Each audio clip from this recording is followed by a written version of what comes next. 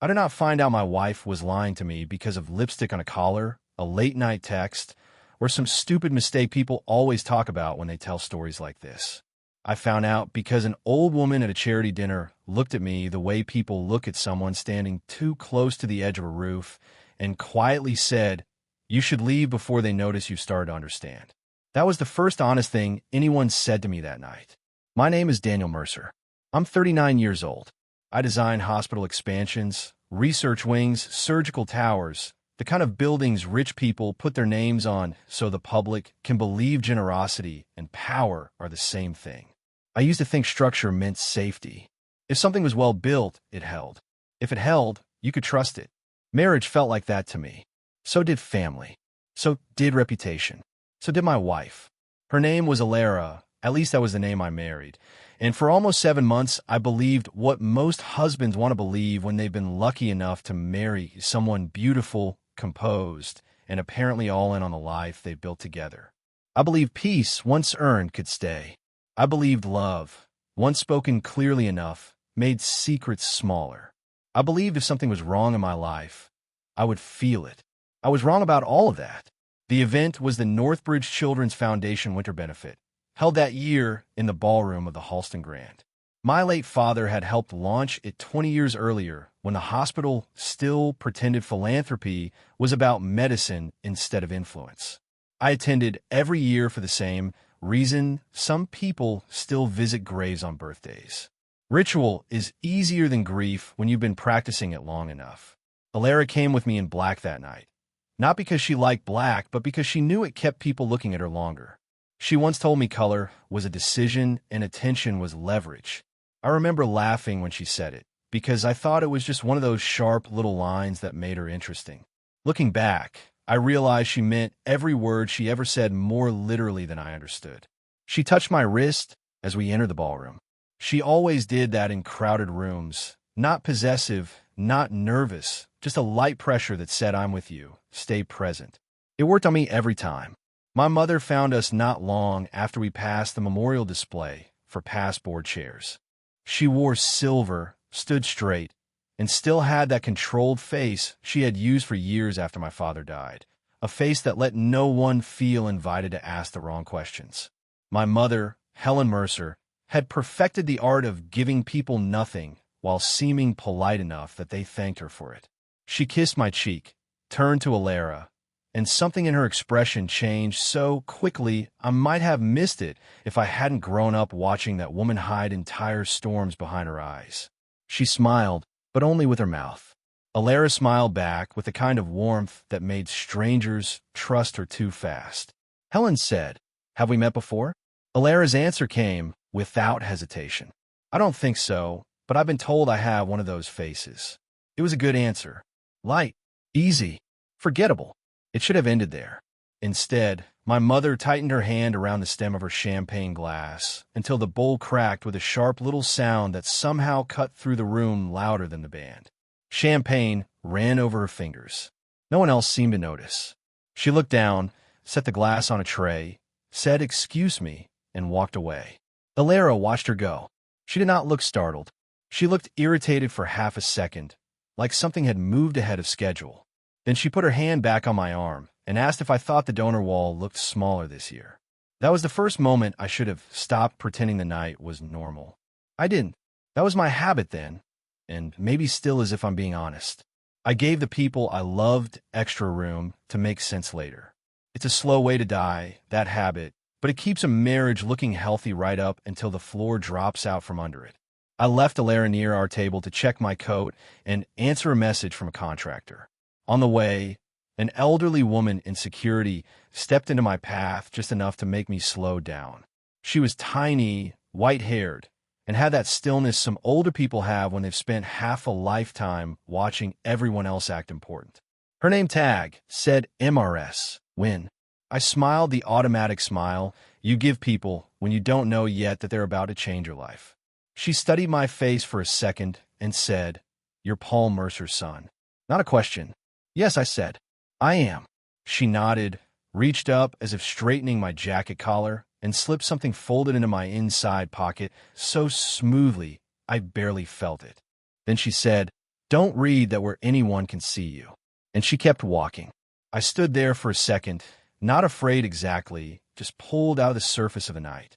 I should tell you something about my father, because otherwise what comes next won't land the way it landed for me. My father was the kind of man people trust without remembering why. Not flashy, not loud, not soft either. Just steady. He built his life on being harder to move than the people around him.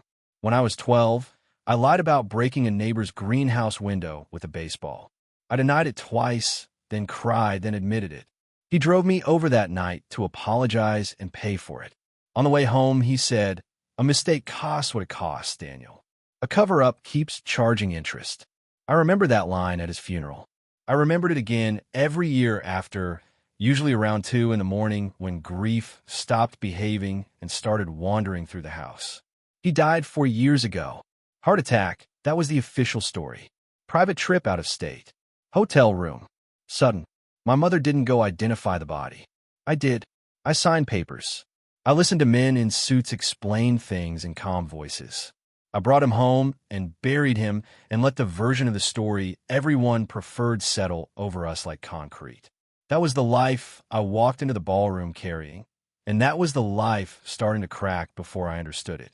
The folded note sat in my pocket for maybe 15 minutes before I found a reason to step away from the table and read it alone. I expected nonsense, maybe a warning about a drunk donor or a petty complaint. Instead, it said 6 words in tight block handwriting. "She has been here before." That was it. No name, no explanation, just a sentence designed to split a night in two. I read it 3 times. Then I looked up and scanned the room for Alara. She wasn't where I had left her. She wasn't at the bar. She wasn't with the women she had been making light conversation with near the auction display. My watch said 8:41. I told myself not to be ridiculous. It was a big room. People moved. Wives got bored and found fresh air or a restroom or someone better at pretending to care about silent auction baskets. Then she reappeared from the east hallway at 8:49 with the same smooth expression she had worn all evening. 8 minutes. Not long enough to prove anything. Long enough to make the note feel heavier in my pocket. She touched my sleeve and asked where I'd gone. "Checking a work message," I said. "You look pale," she told me, and gave a little smile like she was teasing. I could smell her perfume. It wasn't stronger than before, but somehow newer, like she had refreshed it. I asked where she'd been. She said, "Fixing a strap in the ladies' room." And then she was already turning toward a board member who had come over to greet us. That board member was Charles Vane, chairman of the foundation, and one of those men who had learned how to make warmth feel like ownership. He shook my hand, praised a cancer wing my firm had completed, then looked at Alara in a way I could not have explained at the time, but recognized instantly later. Not desire, not surprise, but confirmation. His eyes said, "So it is you?" Alara held his gaze 1 beat too long, then smiled the public smile she used when she wanted to pass through a moment without leaving fingerprints on it. Charles said he hoped we were enjoying the evening. Alara said very much. He moved on. Under the table, her fingers tightened around the stem of her glass hard enough that I thought it might snap. I asked if she knew him. She said, "I know men like him," which wasn't an answer, and when I looked at her again, she was already back in control. The worst lies aren't always the spoken ones. Sometimes the worst lies are made of timing, tone, and the exact amount of truth a person gives you, so you won't notice what's missing. Dinner was served. Speeches started. Names were read. People applauded checks large enough to buy absolution, but not conscience. I kept looking for my mother. When I finally found her, she was across the room speaking with Charles Vane, her face composed again, as if the cracked champagne glass had never happened. I texted her, "Did you know Alara before me?" She read it almost immediately. She did not answer. Instead, she looked up, found me, and held my gaze for 2 seconds too long before slipping her phone back in her bag. Then she turned away from Charles and walked toward the east hallway. Not toward me, toward the hallway. It is a very specific kind of fear when 2 women in your life start moving around a room like they're following an arrangement you were not told about. I stood to follow, but Alara put a hand on my forearm. "Where are you going?" she asked. She asked it lightly, almost playfully, but she was watching me now in a way she had not all evening. I lied and said restroom. She smiled. I'll come with you part way. No, I said too quickly. She leaned back in her chair, studying me, and for a second I saw something under her expression that had never belonged to a wife at a charity dinner. It was calculation. Not cold exactly. Just fast. Fine, she said. Don't be long. The hallway outside the ballroom was nearly empty. Carpet, mirrors, too much quiet. My mother was nowhere in sight. I walked past the restrooms, past the coat check, almost to the service corridor before I heard heels on tile and stopped. Voices. My mother's first, low and controlled. I told you not to come near him tonight.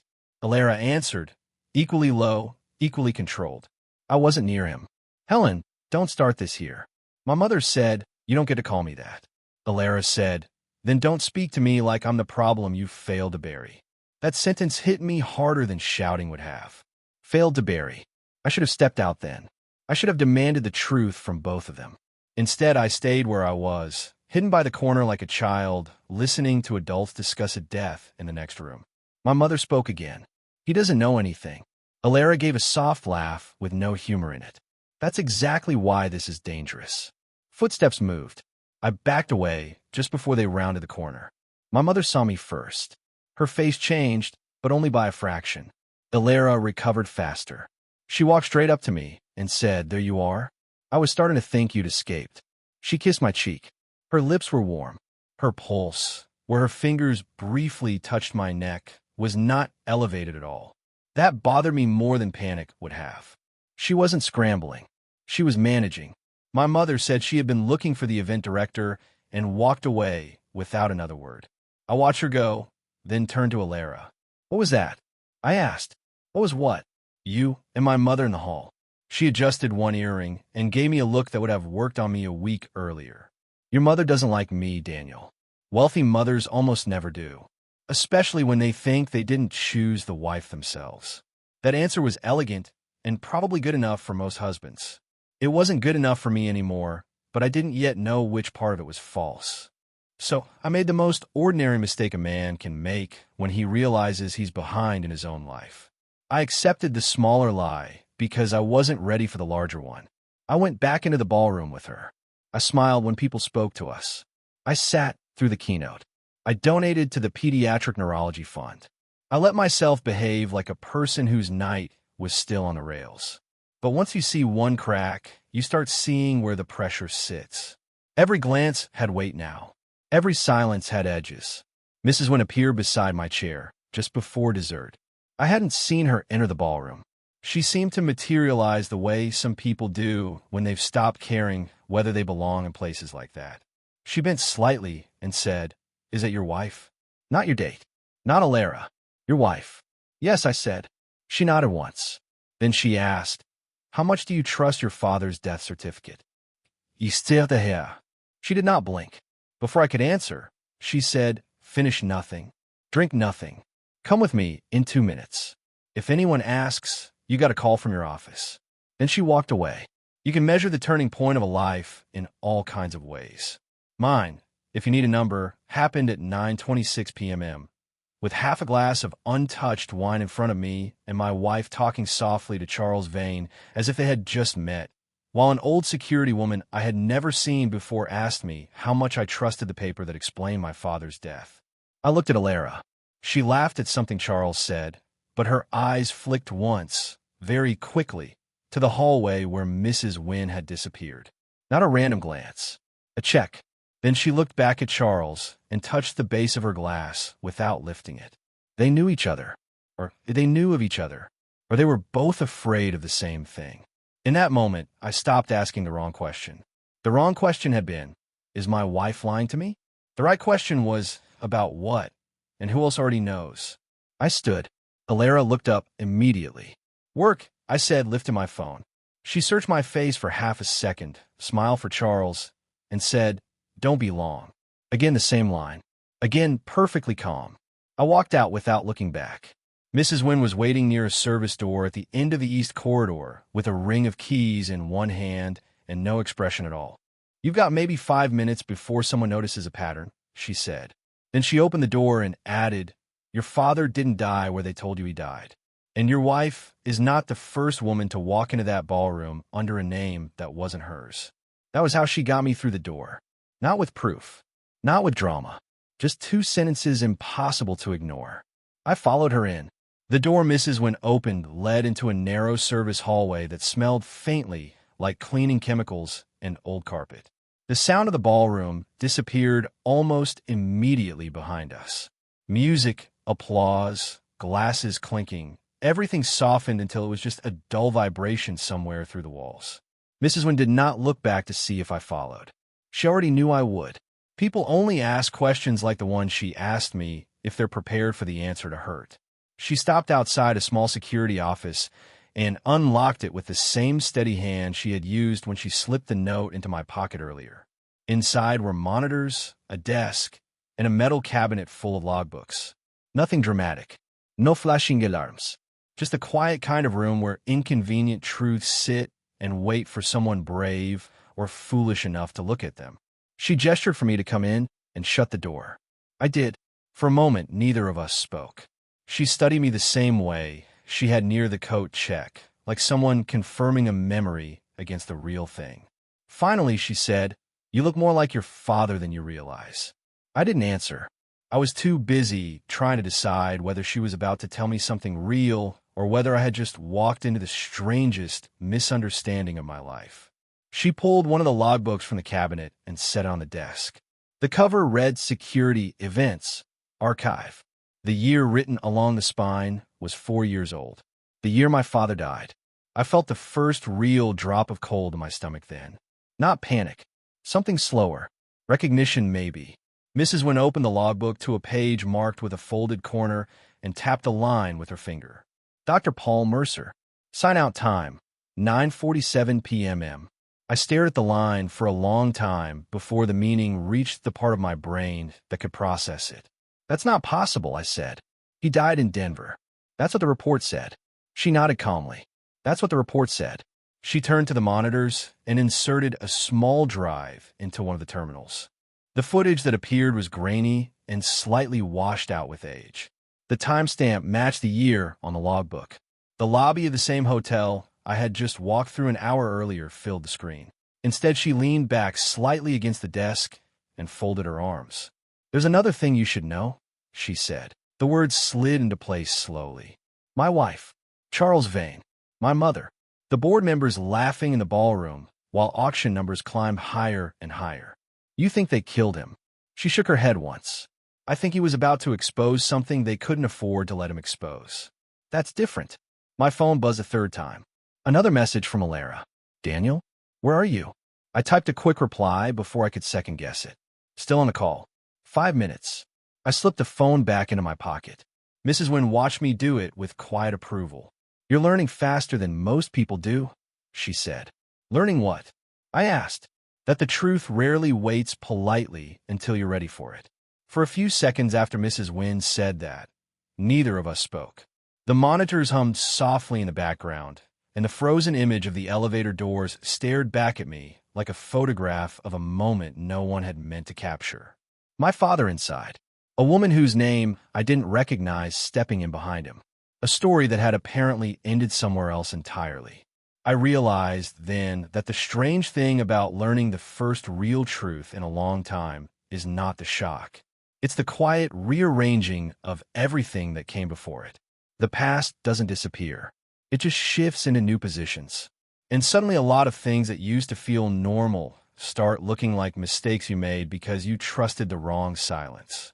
I ran a hand over my face and tried to steady my thoughts. My father had been careful his entire life. Not paranoid, just deliberate. The idea that he had walked into something reckless enough to get him killed didn't match the man I knew, which meant one of two things had to be true. Either I never understood what he was involved in, or the people around him had been hiding something far bigger than a financial scandal. Mrs. Wynne seemed to read that calculation on my face. She said, "I can see you doing what your father used to do, trying to make the pieces behave logically. They won't. Not yet." I looked back at the signature in the logbook again. The name still bothered me. Something about it tugged at the back of my memory. Not familiarity exactly, more like recognition waiting to arrive. Why keep this secret for 4 years? I asked. If you knew something was wrong, why not bring it to the police then? Mrs. Wynne gave a slow shrug. Because the police weren't the ones writing checks to this hospital. That answer was so blunt, it took a moment to settle. You think the board covered it up? I don't think anything, she said calmly. I watch patterns. Patterns don't lie. She reached past me and turned one of the monitors back to live footage from a ballroom. The camera angle showed our table clearly. Alara was still sitting beside Charles Vane. They were speaking closely now, not touching, not flirting, just leaning toward each other in the kind of quiet conversation people have when they're discussing something that doesn't belong in public. My chest tightened slightly. She didn't look worried. If anything, she looked focused. You said she'd been here before? I reminded Mrs. Wynne. Under another name. The older woman nodded. She opened a small drawer and removed a photocopy of an entry card from the guest registry. The handwriting was elegant and controlled, the same style I had noticed in the logbook. I felt the recognition hit me fully then. It was the same hand, same clean lines, same precise curves. The name written on the card was different from the one in the logbook, but the person writing them was the same. My pulse started climbing again. That's impossible. I whispered it more to myself than to her. Mrs. Wynne watched me carefully. You recognized the writing. I didn't answer right away, because the truth was uncomfortable in a way I wasn't ready to say aloud. I had seen that handwriting before, on notes in our kitchen, on a label she once left on a folder of my work documents when she helped me organize my study. Alara had neat handwriting, very neat. It was one of those small things people notice about their partners early in a relationship. And suddenly, the neat handwriting in front of me looked exactly the same. I forced myself to breathe normally. That doesn't prove anything. People can write similarly. Mrs. Wynne didn't argue. She simply folded the card and set it back in the drawer. You'll figure it out when you're ready. The question is whether you'll figure it out before someone notices you're looking. My phone buzzed again. This time it wasn't a message. It was a call. Are you actually working right now? She asked. I said yes. Another small pause. I could picture her expression perfectly. The slight narrowing of her eyes she used whenever she thought someone was being less than honest. I hope it's important, she said. Charles keeps asking where you went. Tell him I'll be back soon. I kept my answer simple. She hesitated again. Then she said something that made my stomach tighten in a different way. Daniel, did you run into anyone out there? The question sounded casual. Too casual. No, I said. Why? Just curious. I thought I saw Mrs. Wynne heading toward the corridor earlier. Her voice stayed light, but the words landed heavy. I looked through the security office window at the old woman standing behind me. Mrs. Wynne didn't react at all. I said, no, haven't seen her. Another pause. Then Alara laughed softly. Okay, hurry back. And Daniel? Yeah, don't want her too far tonight. The line went dead. I stared at the phone for a second before slipping it back into my pocket. When I stepped back inside the office, Mrs. Wynne was watching the monitor again. She already knows I'm here, doesn't she? I asked. Probably, Mrs. Wynne said. She's been paying attention to this building longer than you realize. I leaned against the desk and tried to process that. So my wife had been here before, under another name, possibly writing entries in a guest log connected to the same night my father vanished. The room suddenly felt smaller. You're telling me my father was investigating something at this hospital, something big enough to scare the board, and somehow my wife is connected to it. Mrs. Wynne nodded slowly. I'm telling you the story you were given about your father is incomplete, and the woman you married walked into this building under a false identity months before you ever met her. Those two facts probably intersect somewhere important. I let out a breath that sounded more like a laugh than I intended. You realize how insane that sounds. She didn't smile. The insane part would be ignoring it now. She was right about that. The problem with discovering the first piece of a secret is that your brain immediately starts searching for the rest. Every memory becomes suspicious. Every coincidence turns into a possible clue. I thought back over the past year with Alara. The first time we met at a fundraising dinner. The way she already seemed familiar with the hospital leadership. The fact that she never talked much about her work before moving to the city. None of it had seemed strange then. People reinvent themselves all the time. But now the pieces were shifting. Mrs. Wynne glanced at the clock above the monitor. You should head back soon. Stay too long, and someone will start asking questions you're not ready to answer. I nodded slowly. One last thing, I said. Why help me? You barely know me. She looked at me for a moment before answering. Your father once told me that if anything ever happened to him, someone would eventually come looking for the truth. He said if that person looked like they deserved to hear it, I should show them where to start. She picked up the logbook and closed it firmly. Tonight you walked into this building with the same expression he had the last time I saw him. Curious, careful, and about 3 steps away from understanding something dangerous. She handed me the folded note from earlier, the one that said she has been here before. I took it. Mrs. Wynne opened the hallway door. Go back to the ballroom, Daniel. Pretend nothing has changed. That's the safest way to learn who's lying. I stepped out into the corridor again. The music from the gala was louder now. Applause echoed faintly through the walls. Somewhere inside that room, my wife was sitting beside a man who might have been connected to my father's death. And apparently she had been walking through this building long before I ever knew her name. I started toward the ballroom doors with one thought repeating in my head. The night wasn't falling apart. It was finally starting to make sense, and that was much more dangerous. When I pushed the ballroom doors open again, the noise of the gala rolled over me like nothing had changed. People were laughing. Glasses clinked. Someone near the stage was making a speech about generosity and legacy. The room looked exactly the way it had 30 minutes earlier. The strange thing about discovering that your life has been quietly rearranged behind your back is how normal everything else continues to appear. The world doesn't slow down. It doesn't dim the lights or warn you. It just keeps going while you stand there realizing the floor beneath you might not be where you thought it was. I spotted our table immediately. Alara was still there, sitting beside Charles Vane with the same composed posture she used whenever she was performing the version of herself that belonged in rooms like this. When she saw me walking back toward the table, she smiled, but the smile didn't reach her eyes right away. That delay lasted maybe half a second. Most people wouldn't notice something that small. I did because now I was looking for it. You're alive, she said when I reached the chair beside her. I was beginning to think your office had decided to keep you. Something like that, I answered, sitting down. My voice sounded calm enough even to my own ears. She studied my face for a moment longer than usual. The room around us faded slightly while she did it. Alara had a way of observing people that made them feel like they were being evaluated instead of greeted.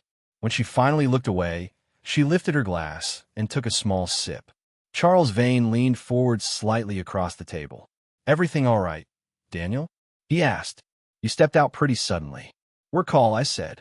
Contractor issue on a surgical project. Nothing exciting. Charles nodded in the understanding way powerful men do when someone mentions work. That's the thing about wealthy rooms. Everyone believes work is the most reasonable excuse in the world.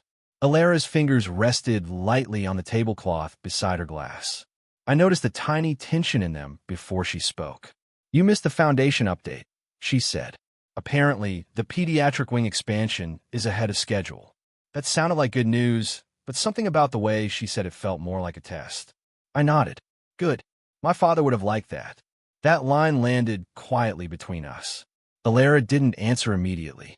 Instead, she looked down at her glass, then back up at me with a small, controlled smile.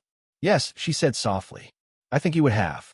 For a moment, I wondered if she realized what she had just confirmed. Mrs. Wynne's words echoed again in my head. She's been paying attention to this building longer than you realize. I looked around the room slowly. Board members, donors, surgeons, investors. A room full of people who appeared generous and respectable. Somewhere among them was the truth about why my father never left this hotel 4 years ago. And according to Mrs. Wynne, my wife had been connected to that truth before she ever became part of my life. Dessert plates arrived. The waiter placed a small dish in front of Alara and another in front of me. She thanked him politely. Her tone was perfectly normal. I watched her carefully as she picked up the spoon. Daniel, she said quietly without looking at me. Yes? The call earlier, was it really work? I met her eyes across the table. Yes. Another pause. She seemed to accept the answer. Or maybe she decided not to challenge it in front of Charles. Either way, The conversation shifted to something safer. Charles began describing an upcoming fundraising initiative.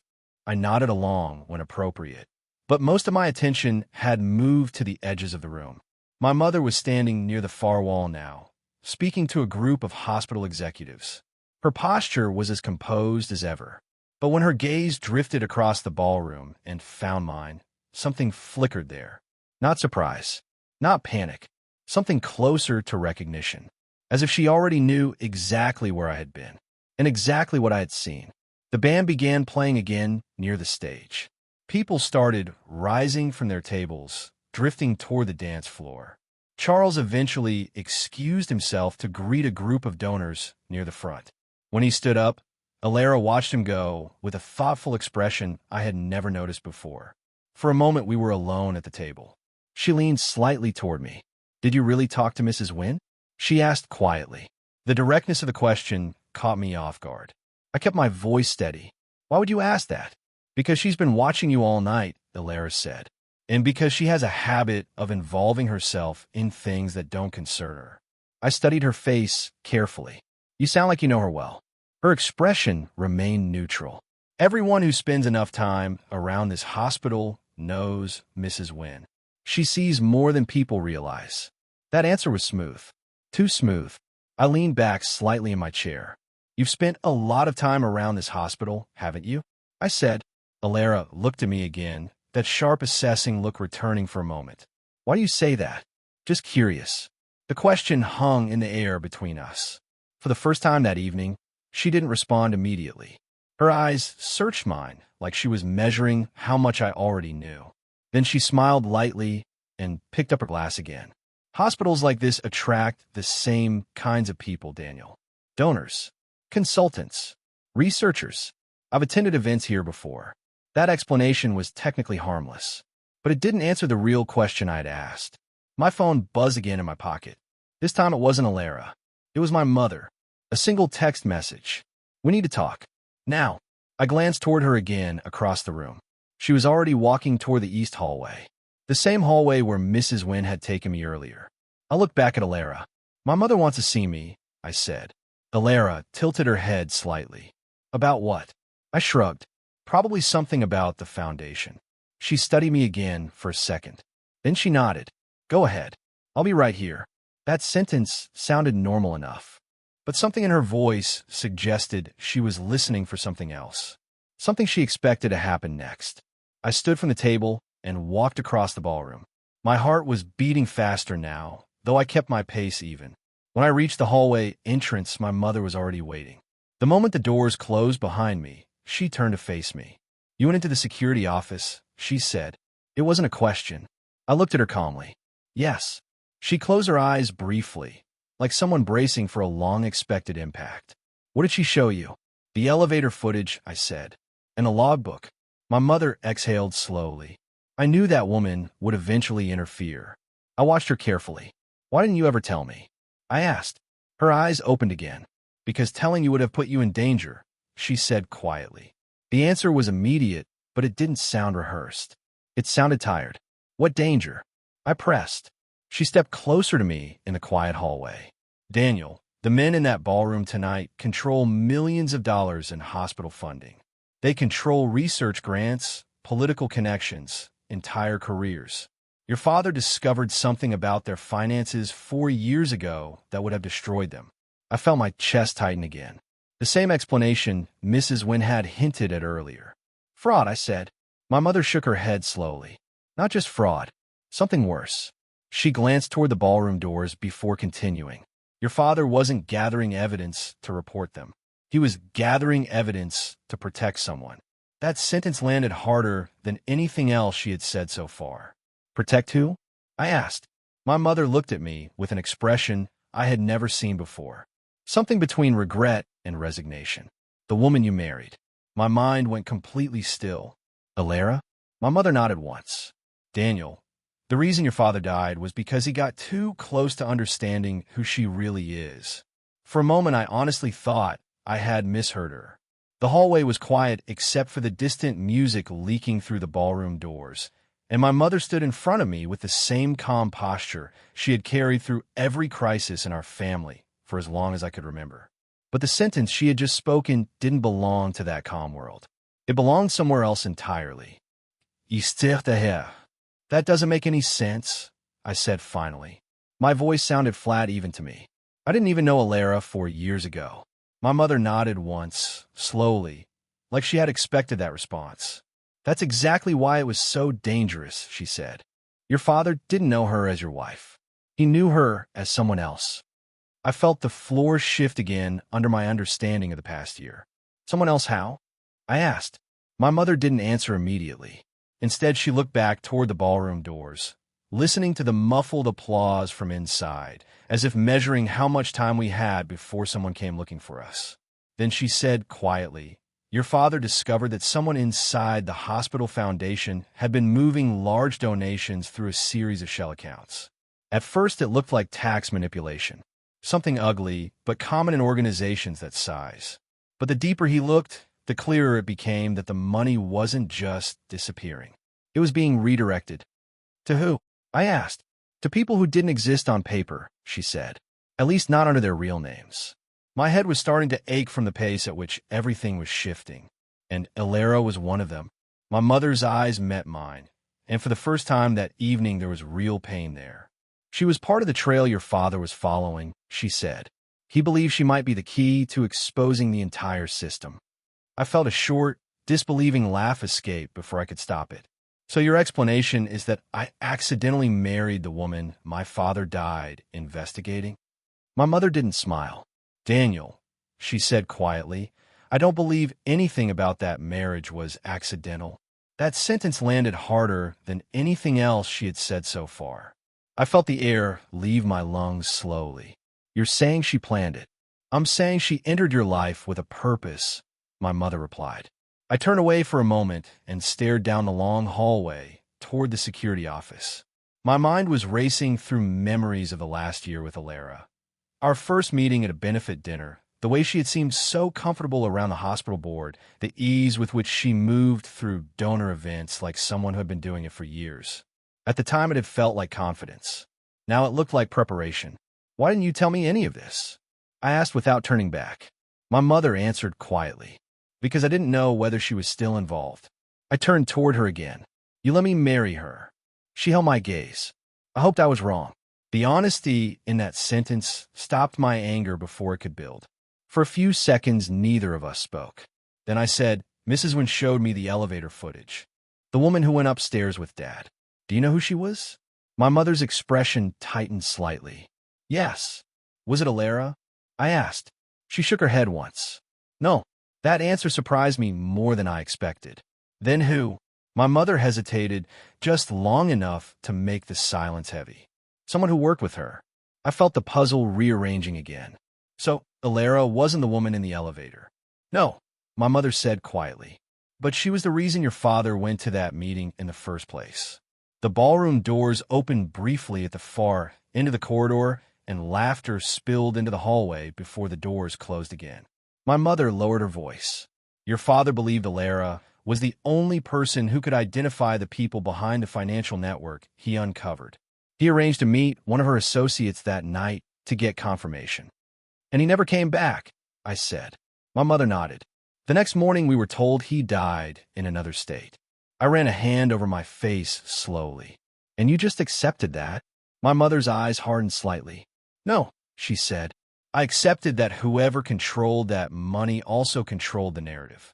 That made a cold kind of sense. Wealth like the kind floating around the ballroom behind those doors didn't just buy buildings. It bought silence. I leaned back against the wall for a moment. So what does Alara want with me? My mother didn't answer right away. When she did, her voice was quieter than before. That's the part one never figured out. I studied her face carefully. She wasn't hiding anything now. The confusion there looked real, which meant one of two things. Either Alara had changed sides somewhere along the way, or she had been playing a much longer game than either of us understood. Footsteps sounded from the direction of the ballroom doors. Someone was coming into the hallway. My mother straightened immediately, the composed public version of herself sliding back into place like armor. We can't have this conversation here, she said quietly. Not with everyone in that room watching us. Watching, I repeated. She gave me a meaningful look. Daniel, you think you're the only one asking questions tonight? The hallway door opened and Charles Vane stepped out, adjusting his cufflinks. He stopped when he saw us, standing there together. There you are, he said pleasantly. We were starting to think the foundation had lost both of you. My mother's smile returned instantly. Just discussing a scheduling detail, she said smoothly. Charles nodded and looked at me. Your wife was asking where you disappeared to.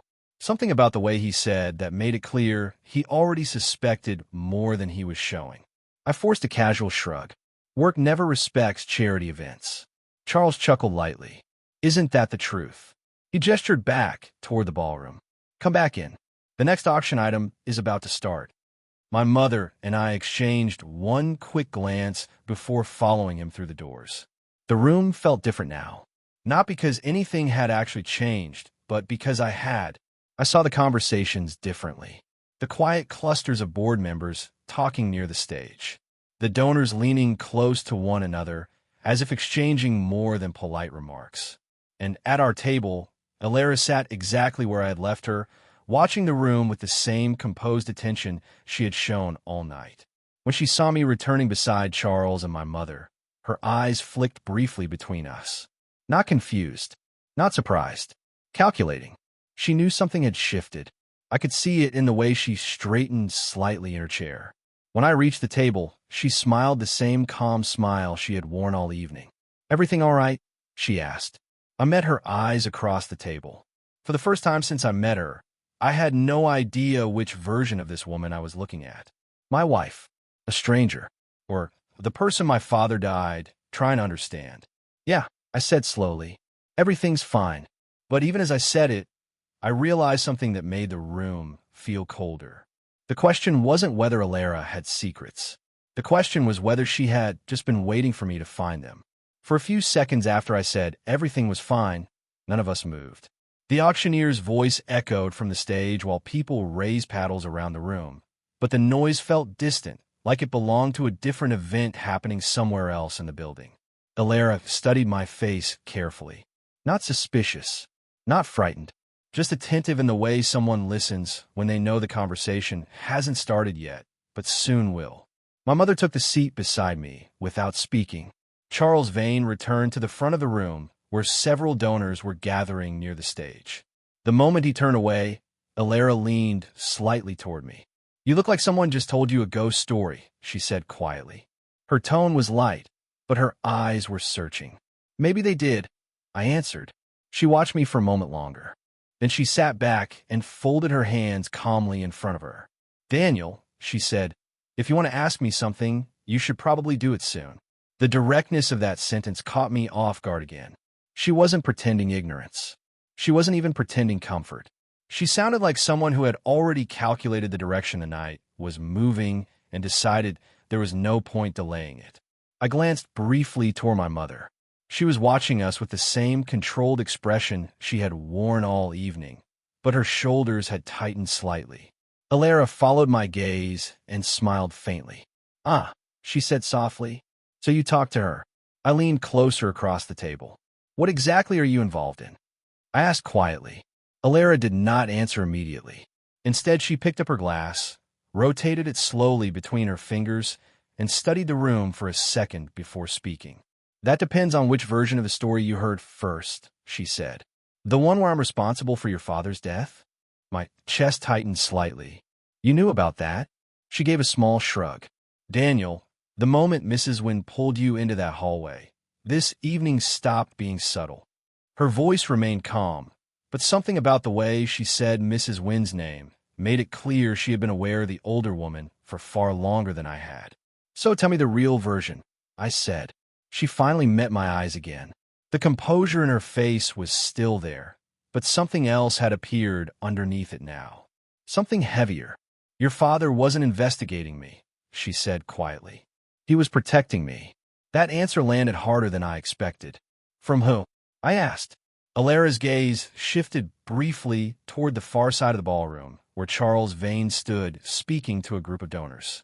From the same people who control most of the money moving through this foundation, she said.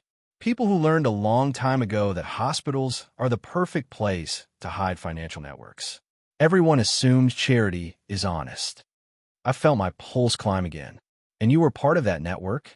She nodded once. At the beginning, the honesty in that admission silenced the table for a moment. But not anymore, she added. I leaned back slightly in my chair. Then why marry me? Alara's expression softened just a fraction. Because your father believed you were the only person who could expose them without disappearing the way he did. That sentence rearranged the entire conversation again. You're saying he planned this? Not exactly, she said. But he did believe that if something happened to him, the evidence he collected would eventually lead someone to the truth. Preferably someone who understood how these people think. I thought about the years I'd spent working with hospital boards, donors, construction committees. Navigating powerful egos had practically become a second profession. And that someone was supposed to be me. Alara nodded slowly. Eventually, I looked toward my mother again. She was watching us carefully, but not interrupting, which meant she already understood more of this story than I did. Why didn't anyone just tell me? I asked. Alara gave a tired smile. Because people like Charles Vane don't lose quietly. They remove problems. The music from the stage faded as the auction ended. Applause spread across the room. Charles turned back toward the tables. Then why tonight? I asked. Well, let me find out now. Alara's voice dropped slightly. Because tonight is the first time all the people involved in your father's investigation have been in the same room since he died. My stomach tightened. Including you. Including me, she said. At that moment, Charles began walking back toward her table. Alara's eyes followed him calmly. And including him. I felt the tension in the room shift again. Charles stopped beside the table with a polite smile. I hope I'm not interrupting, he said smoothly. Alara looked up at him with the same relaxed expression she had worn all evening. Not at all, she replied.